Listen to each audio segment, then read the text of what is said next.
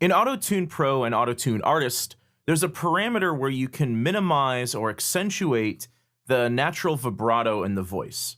So at the tail end of this phrase here, he's got quite a bit of vibrato in his voice. I wanna live in your house. If you want to minimize this, you can pull down this natural vibrato parameter. I wanna live in your house.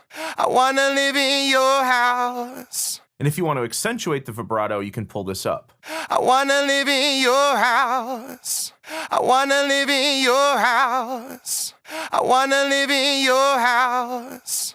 Now, typically, you're not going to use extreme settings like I just did. Normally, I might pull down the natural vibrato just a touch to downplay the natural vibrato a bit. So let's say that you need to create vibrato. So, for example, at the tail end of the phrase I just played, there was quite a bit of vibrato, but at the tail end of this phrase, the phrase prior, there's very little vibrato at the end. I wanna live in your house.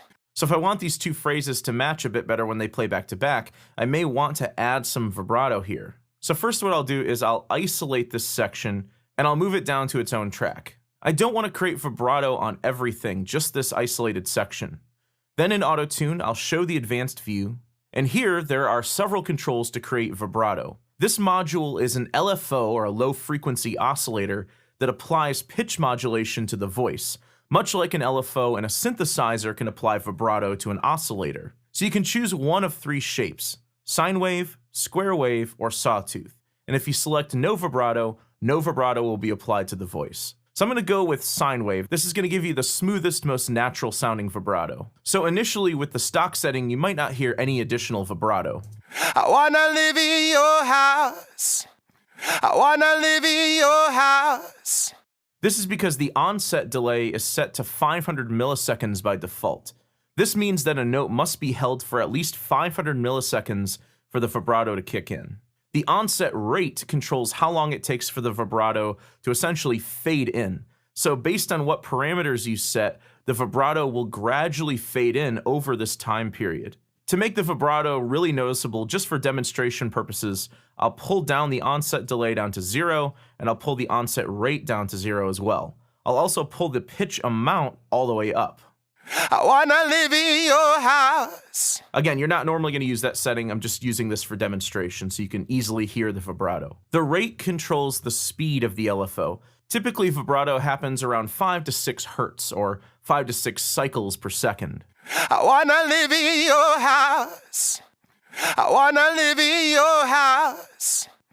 I wanna live in your house. The variation parameter adds some random variation to the amount of the vibrato. I wanna live in your house. I wanna live in your house. So this ensures that the pitch amount of the LFO isn't at the same depth over time. The amplitude amount adds an amplitude change to the vibrato. Generally, when a singer uses vibrato, the top of the vibrato is louder than the bottom, so this mimics that effect. I wanna live in your house. I wanna live in your house. I wanna live in your house. And the formant amount allows you to add a formant shift to the vibrato as well. This shifts the timbre of the vibrato, so I don't like to use too much of this. So now that I've explained what all the controls do, let me dial in a setting that works for this passage. I wanna live in your house. I wanna live in your house. I wanna live in your house. I wanna live in your house. I wanna live in your house. I wanna live in your house. I wanna live in your house. I wanna live in your house.